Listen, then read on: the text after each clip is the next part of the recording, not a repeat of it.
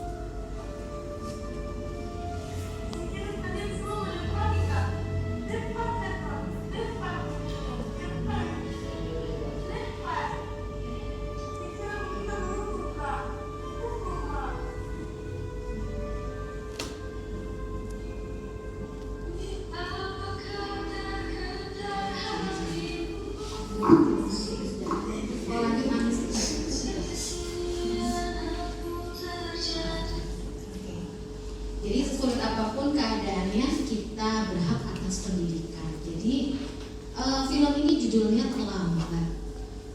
Sebenarnya kebetulan aja saya menemukan film ini saat saya lagi scroll TikTok. Ya. Nah, jadi berhubungan dengan budaya positif. Jadi kadang kita menjadi seorang guru itu kadang cuma memihak satu sisi saja, ya, melihat satu sisi saja. Nah, sebelum kita lanjut, supaya aura kesenduan ini kita alihkan, ya. Jadi kita akan masuk yang pertama, yaitu perubahan paradigma belajar. Silakan dibantu sticky note-nya dan Bapak Ibu silakan berpasangan dengan teman, ya. Silakan kertasnya dibagi aja, ya. Satu pasang satu kertas aja, ya. Satu kertas aja, ya. Oke. Jadi ada A dan B. A adalah Bapak Ibu yang pegang kertas, B adalah yang tidak memegang kertas. Oke. Dituliskan di kertas tersebut, kita anggap itu adalah benda kita yang berharga, ya, atau sesuatu yang berharga. Silakan ditulis lalu digenggam oleh tangan kita, ya. Tulis benda atau sesuatu yang menurut Bapak Ibu itu berharga. Kalau sudah ditulis, kertasnya silakan digenggam dan tutup tangan Anda, ya, buat kedua kepala. Duit Terserah, bebas. Benda atau sesuatu, gitu, ya. Nah, boleh misalnya ibu yang berharga, atau emas, atau duit, ya. Nah, itu aja bebas, ya. Tapi benar-benar berharga untuk kita.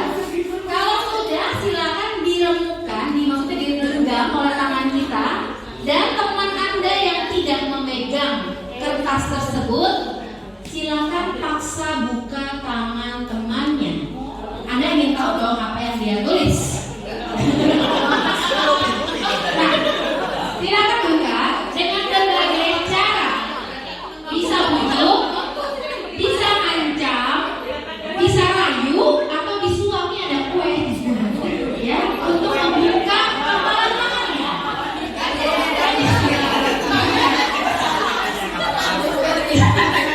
Mau dikelilingi boleh.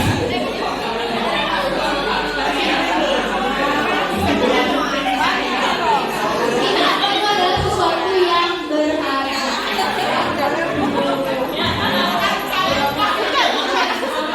Apakah ada yang sukses?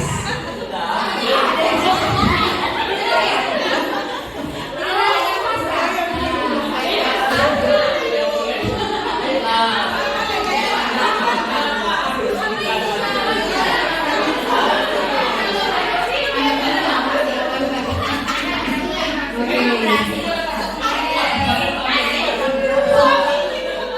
Oke, Bapak Ibu. Ya, terima kasih atas usahanya, ya, untuk mengetahui rahasia teman. Jadi ini berhubungan dengan teori kontrol, ya. Jadi Bapak Ibu, kita adalah seorang guru, ya. Pada dasarnya kita nggak bisa memaksa murid untuk berbuat sesuatu, ya. Nah, anggaplah teman Bapak Ibu yang tadi memegang kertas adalah murid. Kita memakai segala cara, dari kita marahin dia, kita kelikitin dia, kita dorong-dorong dia, kita goyang-goyang dia, tapi tangan dia tidak mau terbuka, ya. Jadi murid itu tidak bisa kita paksa, ya. Walaupun sebenarnya dia mengizinkan nih. Nah, seperti Bapak Ibu, ya, mengizinkan, dia berhadapan dengan Bapak Ibu yang sedang mencoba membuka, ya. Tetapi sebenarnya teori kontrol itu menyatakan semua perilaku itu punya tujuan, meski perilaku tidak disukai. Teman Bapak Ibu menghadap Bapak Ibu itu untuk menghargai usaha Bapak Ibu yang mencoba membuka. Tapi usaha Bapak Ibu belum tentu menghasilkan, ya, sememaksa apapun kita. Yang kedua, ilusi bahwa kritik akan membuat orang merasa bersalah. Contohnya, ketika Bapak Ibu merayu temannya, bukalah, saya mau lihat loh. Kita misalnya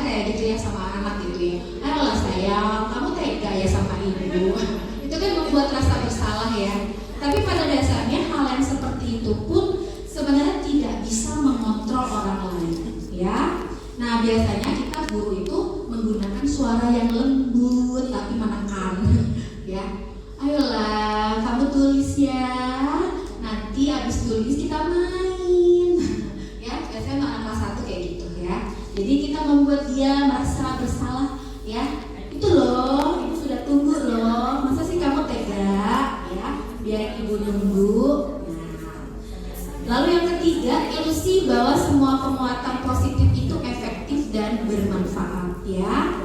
Jadi penguatan positif atau bujukan itu juga bentuk kontrol. Kita ngebujuk, kita ngasih penguatan. Kamu tuh hebat loh, kamu tuh pinter loh, buka dong tangannya. Nah, tetap aja temennya nggak mau buka. Nah, jadi itu pun hanya sekedar ilusi. Kita berusaha mengontrol teman untuk buka, pada kenyataannya nggak bisa. Sama seperti murid, kita puji dia, kita kasih dia hadiah, tetap kita tidak bisa mengontrol dia. Itu hanya ilusi, ya. Ilusi itu bayangan, bukan sesuatu yang pasti. Ilusi bahwa orang dewasa memiliki hak untuk memaksa, ini juga ilusi. Ya, kita sama-sama dewasa aja tidak bisa saling memaksa, apalagi kita memaksa orang yang lebih kecil dari kita, lebih muda daripada kita, ya. Jadi kita punya tanggung jawab, tapi bukan berarti kita merasa berhak untuk memaksa dia. Saya guru, saya berhak untuk memaksa kamu, ya. Kamu wajib datang ke sekolah tepat waktu, seperti guru yang tadi kita tonton. Dia nggak peduli, dia tidak tanya dulu anak itu terlambatnya kenapa. Dia cuma memaksa, kalau kalian tidak datang tepat waktu, saya tidak akan mengajar. Nah, itu adalah contoh ilusi, ya, ilusi kontrol seorang guru. Jadi kita sebagai seorang guru harus menghilangkan ilusi tersebut, ya. Nah, kegiatan berbagi. Jadi saya akan minta Bapak Ibu salah seorang untuk menjawab.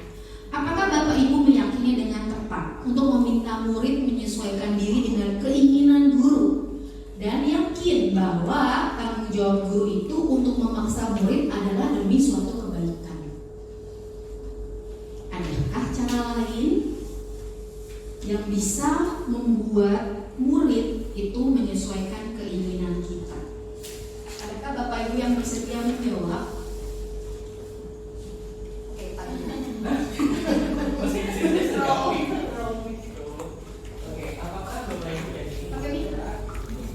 Apakah Bapak Ibu yakin bahwa tepat untuk meminta murid menyesuaikan diri dengan keinginan guru?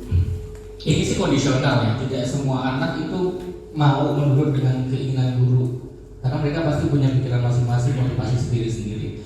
Terus bahwasanya adalah tanggung jawab guru untuk memaksa murid demi suatu kebaikan. Nah, ini kita harus refleksi sendiri dulu nih, apakah benar yang kita minta ke anak adalah benar-benar untuk suatu kebaikan atau hanya untuk egois kita semata.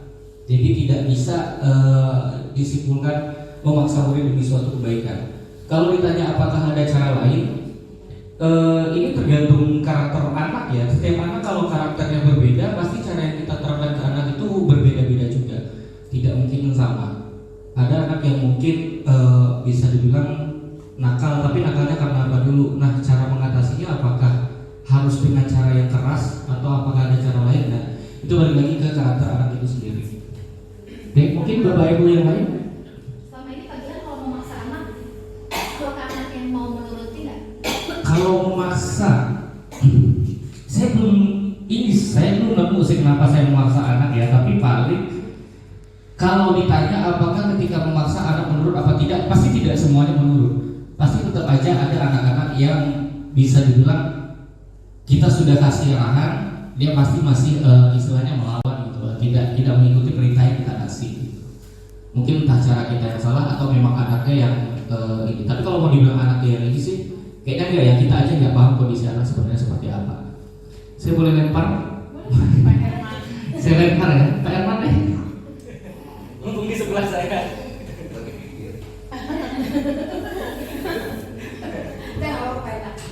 Masih banyak pertanyaan. Itu soalnya Oke, jadi memang ya apa yang disampaikan Pak Gilang sebagian besar mungkin dari kita mengalami, ya. Kita pernah memaksa, ya, termasuk saya pernah memaksa, ya. Ketika mungkin saya lagi capek, saya lagi lelah, ya, saya mau emosi saya tidak bisa dikontrol. Kadang saya memaksa murid, tolong jangan ke depan dulu ya, duduk aja dengan tenang. Pertama nada masih slow, tapi ketika dia terus memaksa, nah nada saya udah mulai naik nih. Kamu nggak dengar apa ibu bilang. Nah, ada suatu kondisi kita yang seperti itu ya. Nah, pastinya dalam proses kita menuju menjadi guru itu adalah pengalaman. Nah, dengan kita belajar ini, semoga kita bisa mengurangi ya, dan bisa membantu kita mengontrol emosi. Terus terang, 15 tahun saya ngajar, emosi itu adalah musuh terbesar. Kita sulit untuk mengendalikan emosi ketika lagi banyak pikiran, banyak kerjaan ya. Terus lihat anak ini kok ada aja gitu ulahnya yang unik-unik gitu ya. Nah, ini mungkin kita nanti bisa saling sharing ya. Mungkin ada cara untuk menetralkan emosi kita yang lagi tinggi gitu ya. Selain menyerahkan kepada guru konseling pastinya ya. Karena kasihan juga Bu Mas Linda ya ketika mendapat tumpahan anak-anak ya gitu. Jadi kita bisa saling bantu. Jadi ada stimulus yang namanya stimulus respon. Bisakah kita mengontrol seseorang? Nah, kita mencoba mengubah orang supaya pandangannya sama dengan kita. Seperti saya misalnya berdiri di sini, saya ingin Bapak Ibu sama visinya dengan saya ya. Tapi kalau teori kontrol kebalikan.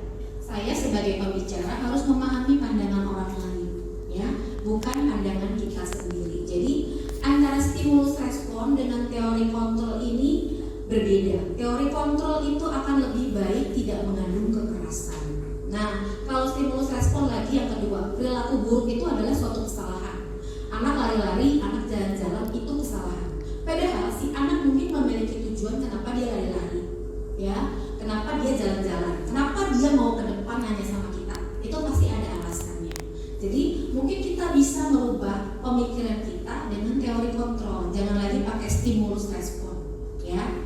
Orang lain bisa mengontrol saya ya, sedangkan kalau teori kontrol hanya kita yang bisa mengontrol diri kita. Jadi saat saya lagi emosi, yang bisa meredam emosi saya adalah diri saya sendiri dengan menenangkan diri saya sendiri. Udahlah, anak itu jangan terus-terusan kita inikan gitu ya. Coba tenangkan dulu, menyingkir dulu dari anak itu supaya kita nggak terlalu emosi. Karena emosi itu pasti dampaknya sangat besar ya. Apalagi sekarang guru ini lagi di gitu ya, megang sedikit, dikasuskan ya, bahkan menyuruh hal yang baik seperti anaknya disuruh sholat aja pun diperkarakan. Jadi kita memang posisi guru ini lagi berat gitu ya. Jadi kita memang coba memakai teori kontrol bahwa kalau stimulus respon pemaksaan itu adalah bujukan yang gagal. Enggak ya. Kita tetap meminta anak bekerja sama dengan kita. Bukan kita membujuk dia dengan pikiran tidak ada menang kalah. Jadi antara saya dengan murid tidak ada pikiran menang kalah. Kalau saya menuruti dia saya kalah, kalau dia menuruti saya yang menang, enggak gitu. Tapi konsepnya harus menang dan menang. Dia tidak tertekan, saya juga tidak menekan dia. Itu ya win-win solution-nya. Oke. Berikutnya disiplin positif. Nah ini ya, berbagi kita yang kedua. Apa sih makna disiplin bagi Bapak Ibu? Kita tanya sama bagian kesiswaan.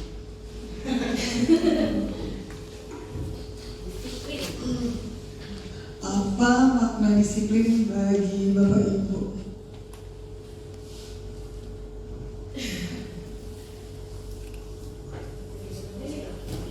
Iya disiplin aja sih. Kalau menurut saya sih disiplin itu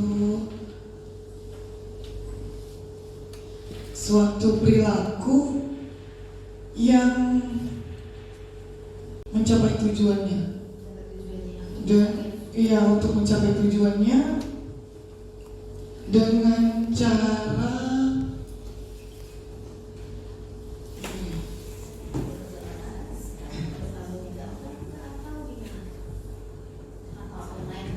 kegiatan yang dilakukan untuk mencapai tujuan dengan rasa tanggung jawab dan tepat waktu.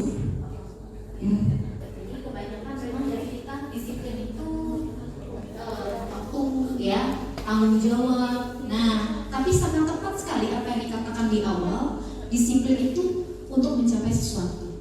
Ya, ketika kita punya target, oh saya mau ikut guru penggerak?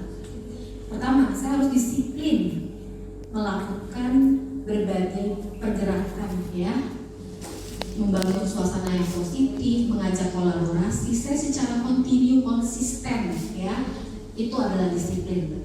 Jadi sudah sangat tepat apa yang disampaikan Bu Susi tadi ya. Sebenarnya disiplin itu berasal dari bahasa Latin yang artinya belajar. Jadi belajar itu sebenarnya disiplin ya. Kita pasti butuh belajar untuk mencapai sesuatu. Disiplin membuat orang menggali potensi menuju tujuan ya. Jadi kalau kita secara konsisten gitu ya, secara disiplin nih, kita bisa mencapainya ya. Misalnya mau tes nih, tes PPG, belajar terus tiap hari. Nah itu namanya disiplin. Kita sudah membuatkan waktu. Kalau perlu belajarnya 21 jam, tidurnya cuma 3 jam gitu ya. Disiplin ya. Nah tapi terkadang dalam budaya kita, disiplin itu menjadi sesuatu yang dilakukan seseorang pada orang lain untuk mendapatkan kepatuhan ya. Jadi kita konotasinya ke negatif. Kamu harus datang tepat waktu. Itu namanya disiplin.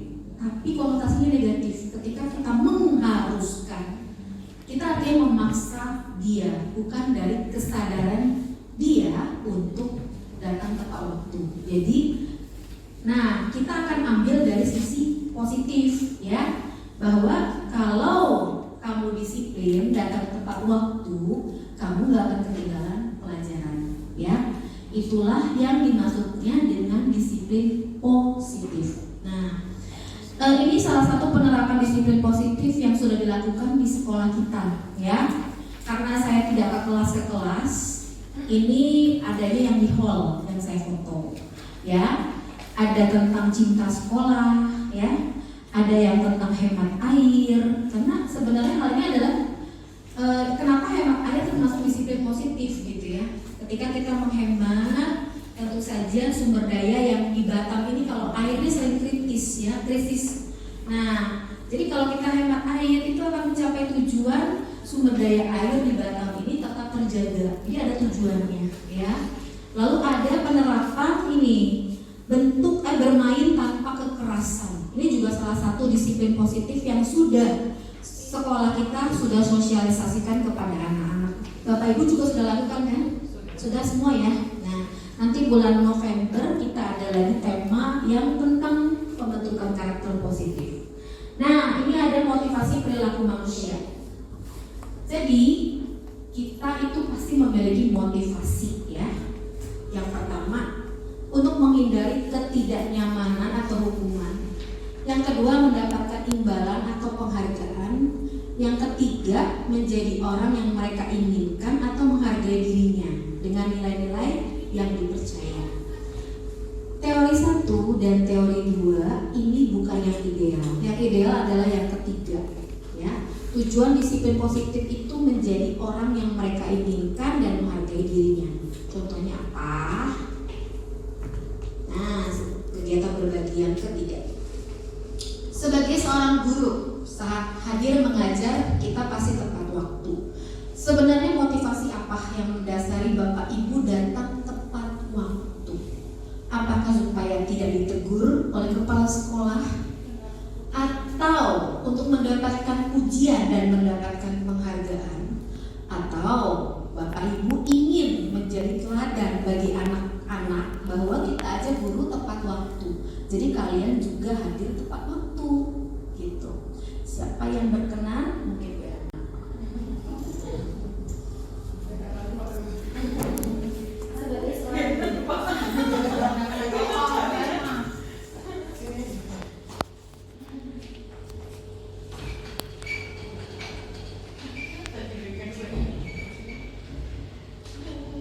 Sebagai seorang guru saat hadir mengajar di kelas tepat waktu, motivasi apakah yang mendasari tindakan Bapak Ibu?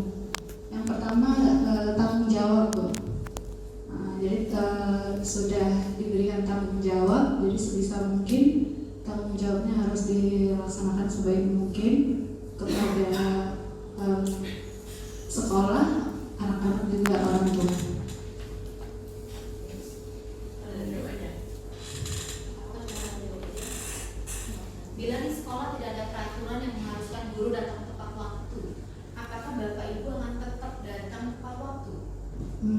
pribadi menurut saya akan datang tepat waktu karena kembali lagi tanggung jawab bukan hanya kepada sekolah saja, tapi kepada anak-anak. Apa yang kita berikan kepada anak-anak juga kan akan berdampak untuk anak-anak ke depannya. Jadi kalau ada yang di skip atau ada yang tidak diberikan kepada anak-anak, rasanya tanggung jawab ke diri sendiri juga kurang gitu juga.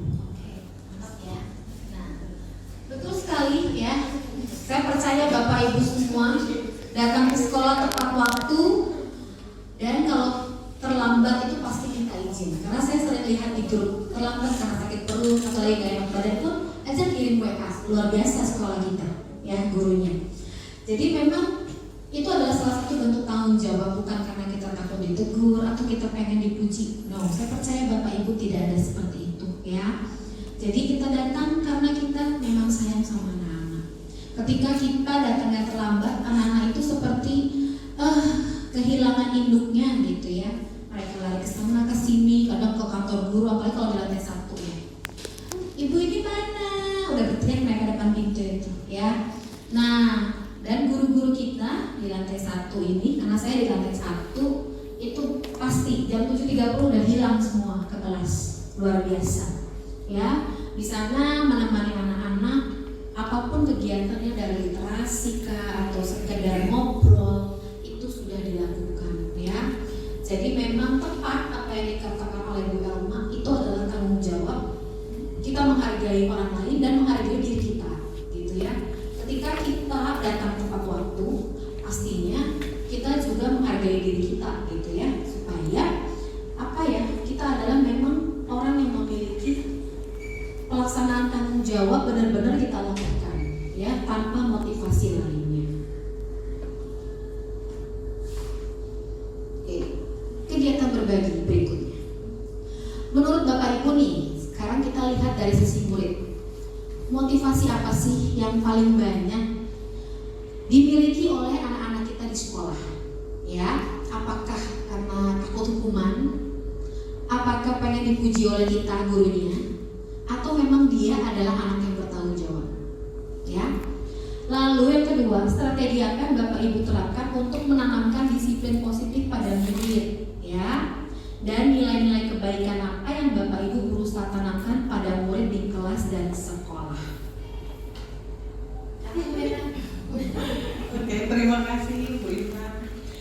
Jadi di sini ada beberapa pertanyaan untuk kegiatan berbagi. Jadi untuk motivasi sebenarnya ke anak-anak itu saya juga merasa disiplinnya datang. Jadi kalau menurut saya anak-anak saya itu lebih suka disiplinnya itu kita contohkan dari guru. Jadi mereka juga kita kasih contoh, oh Bu Meta nih jauh nih dari tempat tinggalnya, kok bisa datangnya lebih cepat. Jadi bukan hanya rasa kedisiplinan juga, tanggung jawab juga. Jadi strategi yang saya tanamkan, saya akan memberikan perilaku positif kepada anak-anak sebagai contoh untuk ke mereka. Itu saja. Kalau untuk nilai kebajikan yang saya tanamkan ke murid anak-anak, pasti anak-anak itu lebih suka dipuji oleh gurunya. Jadi kebanyakan anak-anak melaksanakan kegiatan yang lebih positif itu ingin dipuji sama gurunya. Jadi kita juga dari guru kita berikan pujian juga apresiasi untuk anak-anak kita.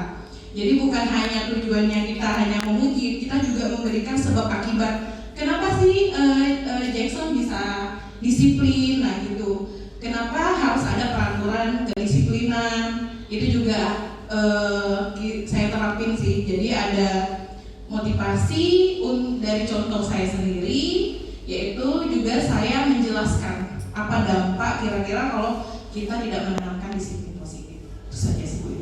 Jadi menurut Bu Meta, motivasi yang paling besar adalah tanggung jawab. Tanggung jawab. Jadi kalau saya rasa kelas 6 itu memang kita sudah arahkan untuk tanggung jawab dan lebih disiplin sih juga sih anak-anak saya. Untuk saya. Kalau rumah satu, kira-kira motivasinya apa? Dipuji, takut hukuman, atau memang dia punya tanggung jawab nggak sih anak kelas satu ini?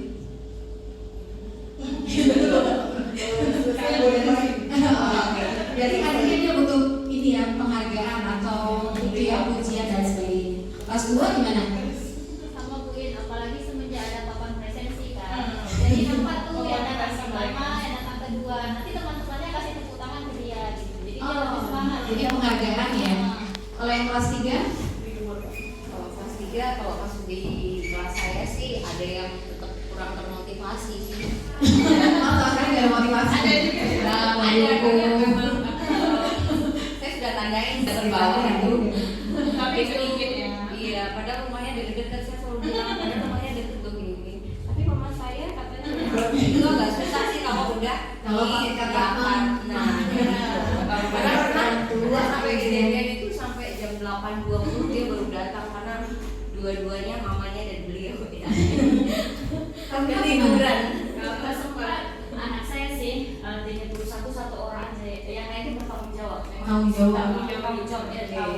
Karena seperti yang saya ajari, saya sampaikan kalian harus disiplin karena disiplin itu untuk mencapai tujuan kalian nanti. Cita-cita kalian itu intinya cuma disiplin. Tapi udah bisa ngerti ya mereka. Dan ngerti ya, anak saya ngerti. Tapi hanya satu orang tuh yang belum paham. Mamanya, yang udah mulai aduh, sampai saya datangi. Sini dulu, sini dulu. Jangan sebut nama. Semudah itu mau. Kelas 5 gimana? Sudah dari tanggung jawab. Udah ada tanggung jawab ya. Itu luar biasa ya. Anak-anak kita berkat bimbingan Bapak Ibu, motivasinya adalah tanggung jawab ya, bukan karena takut dihukum dan sebagainya. Nah, ini kita lanjut ke yang berikutnya, kebutuhan dasar manusia. Ini kemarin koordinator sudah pernah ngisi ya, kuesioner yang dikasih bahwa manusia itu sebenarnya ada 5 kebutuhan, 1 biologis, 4 psikologis. Yang pertama itu biologis, itu bertahan hidup. Kita butuh makan, butuh rumah, butuh sehat. Sisanya adalah psikologis, kasih sayang, penguasaan, ya, kesenangan dan kebebasan. Nah, biar gak bosen nih, kita main kuis sebentar. Nggak ada kuisnya. Oh ada, ini ya. Ibu guru bilang, aku tidak boleh bersenandung saat mengerjakan tugas. Katanya kelas itu harus tenang, nggak ada suara. Padahal kan aku suka dan senang menyanyi. Menurut Bapak Ibu, ini adalah kebutuhan apa? Kesenangan ya, dia senang menyanyi. Oke. Yang kedua, ibu guru tidak menyapaku hari ini. Padahal aku pakai jepit rambut baru. Kebutuhan apa? Oke. Ya, kasih sayang ya. Diterima. Ketiga, aku bosen. Masa belajar cuma gitu-gitu aja dengan ibu guru aja. Kebutuhan apa?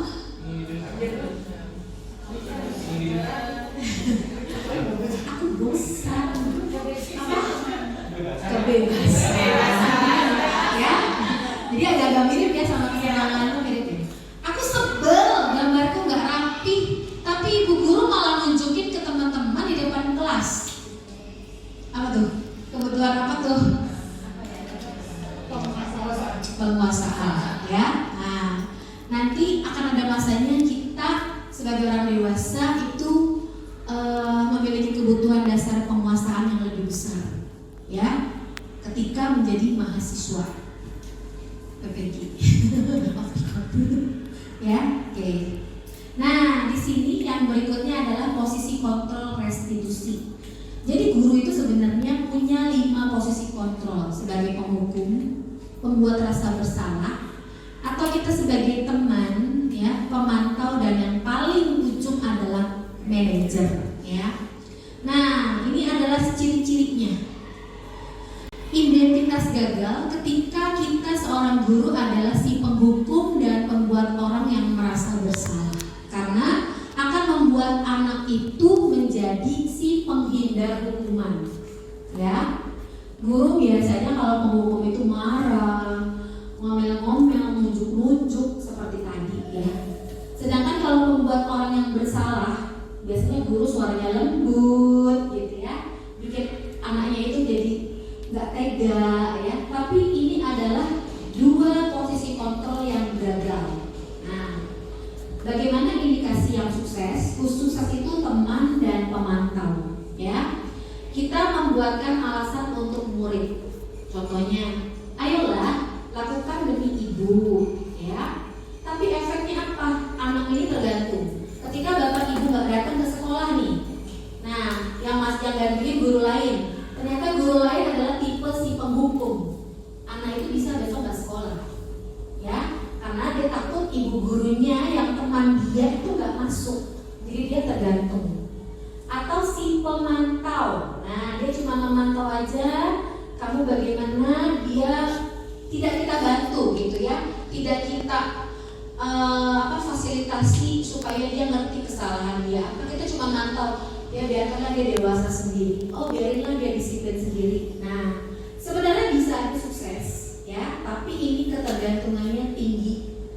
Sedangkan yang paling sukses itu adalah manajer, ya. Nah untuk tugas sebagai seorang manajer ini nggak gampang. Seperti kalau kita manajer HRD, pasti kita akan hobi nanya, ya. Nanti kita akan menanyakan juga baik penilaian diri atau penilaian dari kitanya itu bagaimana. Nah cerita selanjutnya itu kita lanjutin. Nah ini. Menurut Bapak Ibu dari pernyataan-pernyataan ini, siapa sih yang mengatakan? Apakah si penghukum, si pembuat rasa bersalah, si pemantau, teman, atau manajer? Oke, yang pertama, saya kecewa sekali dengan kamu. Pembuat rasa bersalah ya. Kamu tidak pernah benar melakukannya. Ayolah, lakukan demi saya ya.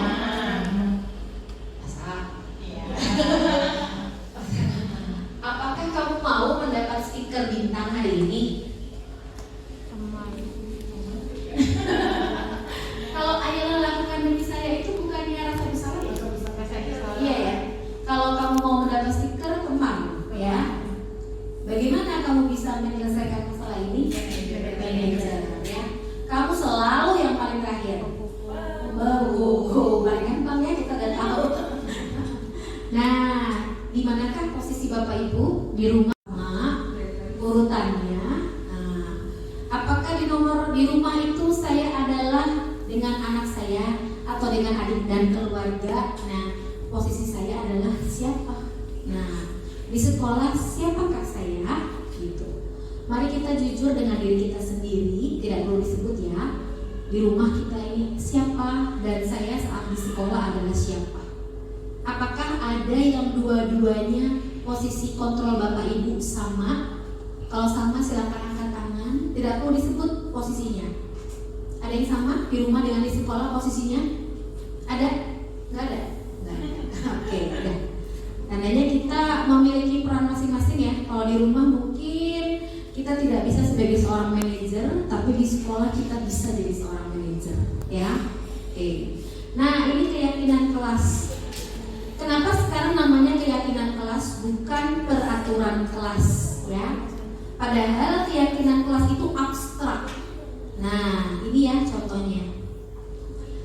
Peraturan itu selalu detail. Ayo kembalikan buku di tempatnya. Tapi kalau keyakinan kelas itu lebih abstrak. Itu kita sebut tanggung jawab. Nah, jadi pada saat membuat keyakinan kelas, apakah Bapak Ibu sudah buat semua? Sudah ya, kalau yang wali kelas ya. Nah, ini ada beberapa contoh penerapan keyakinan kelas yang pernah saya lakukan ya. Jadi untuk membuat keyakinan kelas memang pertama kita perlu jelaskan ke anak-anak dulu ya. Lalu nanti mereka itu akan menempelkan menurut mereka peraturan kelas itu apa ya. Apa aja sih yang keyakinan kelas yang perlu diterapkan. Nah ini contoh dari anak-anak tuliskan ya.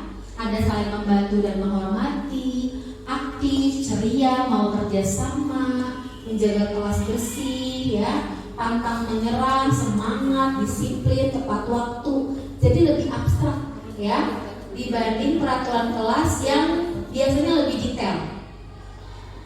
Datang jam segini misalnya, pakai seragam harus sesuai waktu, lalu sepatunya harus hitam, itu namanya peraturan ya. Tapi kalau keyakinan kelas ini kesepakatan bersama. Apa sih gunanya keyakinan kelas? Ini kelanjutannya. Jadi dulu saya paling suka kasih anak reward ya. Termasuk Bapak Ibu pasti pernah ya, kita kasih anak tuh reward, penghargaan, baik pujian maupun dalam bentuk barang.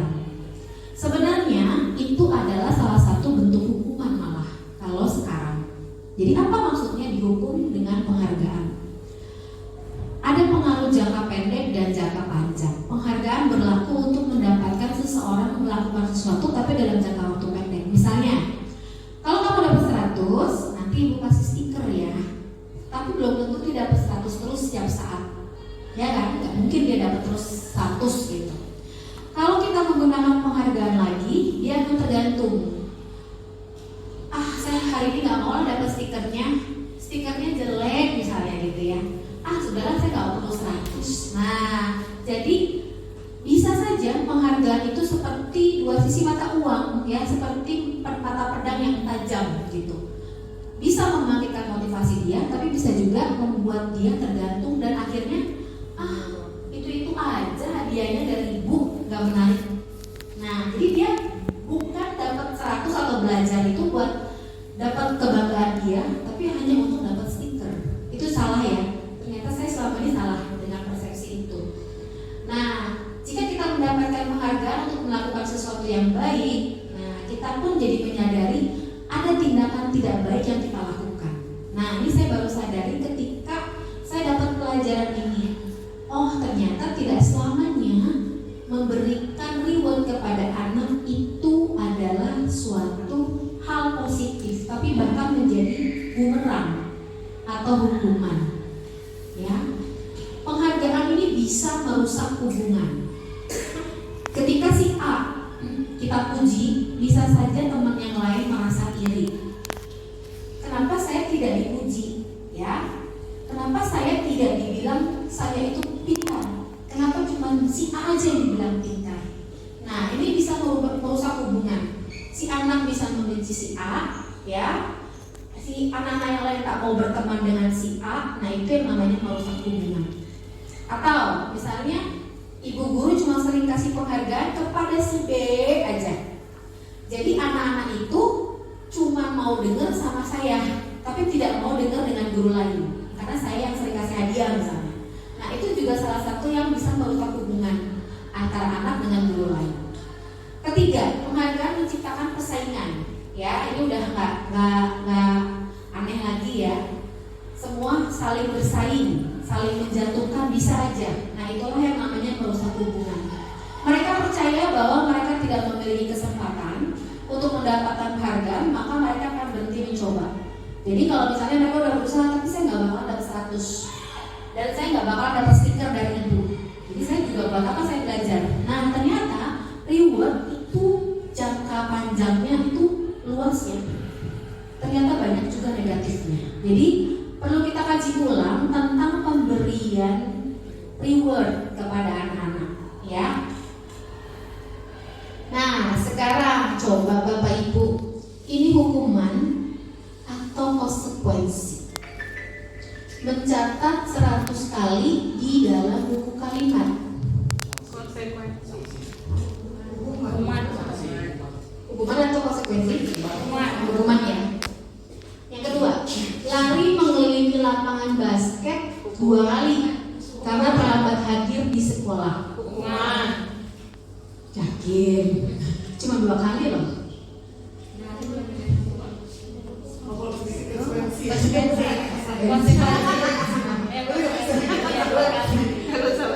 Murid diminta push up 15 kali karena tidak menggunakan masker. Hukuman atau konsekuensi? Konsekuensi. Kok ragu? 15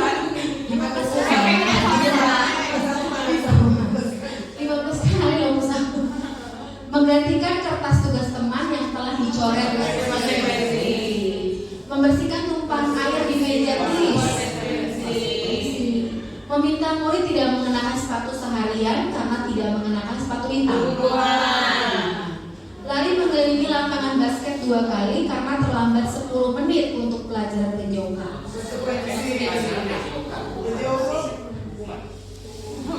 Siapa yang bilang hukuman? Cocok lah itu dia.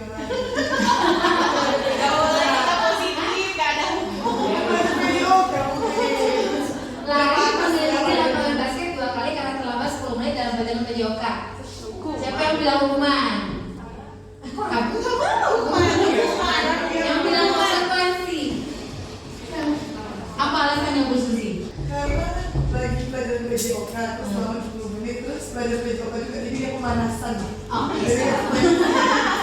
Yang mau bilang hukuman itu. Karena di situ nggak disertakan karena alasannya apa. Karena terlambat 10 menit. Ada. Oh ini namanya konsekuensi. Kenapa kita harus bisa membedakan mana hukuman atau konsekuensi? Supaya guru tidak salah, ya. Kita sebagai guru tidak salah. Nah, apa sih hukuman, mana konsekuensi, gitu. Jadi memang soalnya lumayan bikin bingung, ya. Tenang, saya juga terjebak.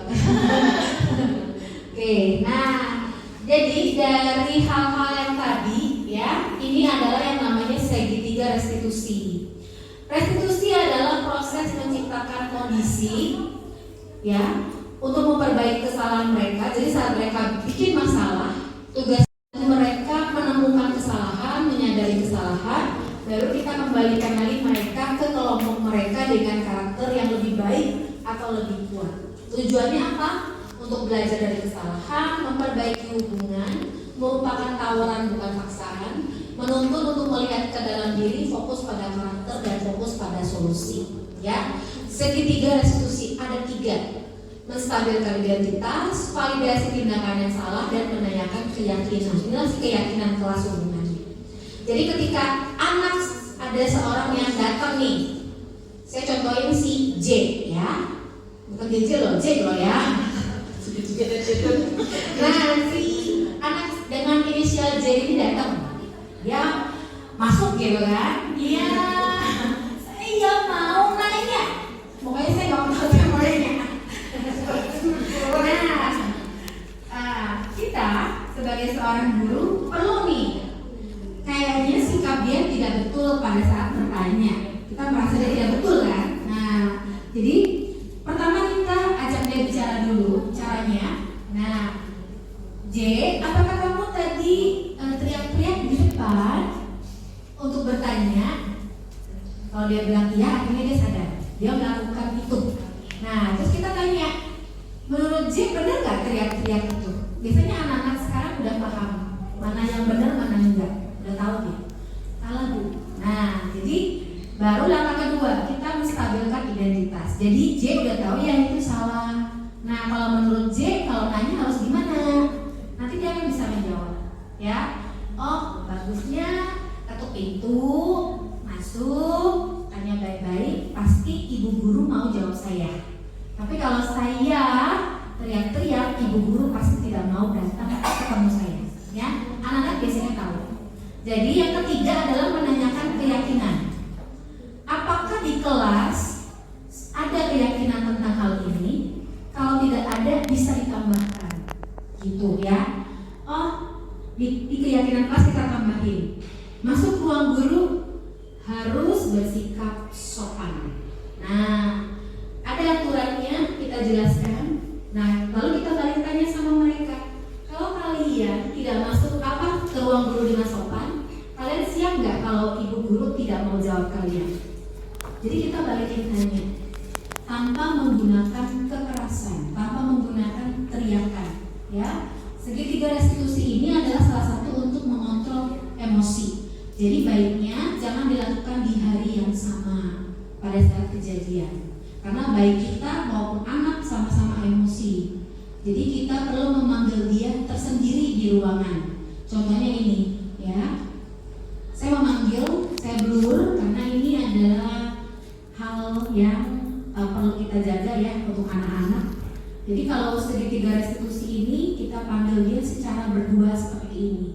Kita tanya kesalahannya dan sebagainya, ya. Sampai dia sadar, sampai dia tahu konsekuensinya kalau dia melakukan hal itu, baru kita boleh dia kembali ke teman-temannya, ya. Jadi ini adalah salah satu pembentukan yang baru dari budaya positif, ya. Nanti mungkin bisa kita coba sama-sama ya, Bapak Ibu sekalian. Jadi untuk kesimpulan hari ini, ya, seorang pendidik itu kita menganut pada filosofi Ki Hajar Dewantara. Tugas kita adalah menuntun siswa sesuai dengan kodrat alam dan kodrat zaman, menyesuaikan dengan perkembangan zaman untuk membentuk karakter anak dengan budaya positif, ya. Jadi kodrat anak itu ada kodrat alam, ada kodrat zaman. Kita tidak boleh ketinggalan zaman, ya, harus mengikuti perkembangan zaman. Dan seorang pendidik itu pemimpin. Kita adalah semua pemimpin bagi anak-anak. Pemimpin yang bijak adalah pemimpin yang memiliki posisi kontrol sebagai seorang manajer yang mampu membantu solusi. Kita bisa memberikan anak-anak pertanyaan supaya dia bisa menilai diri sendiri apakah dia salah atau dia benar dengan perbuatannya. Lalu kita bantu bagaimana kamu menyelesaikan masalah kalau kamu sudah berbuat masalah, ya. Jadi semoga kita sama-sama belajar pada hari ini, ya. Jadi bagaimana supaya sekolah kita itu benar-benar memiliki iklim sekolah aman, bebas dari perundungan, bebas dari kekerasan seksual, ya. Dan satu lagi bebas dari intoleransi, ya. Di Jumat depan ada webinar dari KKG kita. Bapak Ibu bisa mengikuti tentang iklim sekolah aman. Ini pembicaranya adalah narasumber yang memang kompeten di bidangnya, supaya kita mendapatkan banyak inspirasi, ide, cara untuk bagaimana budaya positif di sekolah kita yang mengusung nilai-nilai etika. Sekolah kita itu kan nomor satunya adalah etika.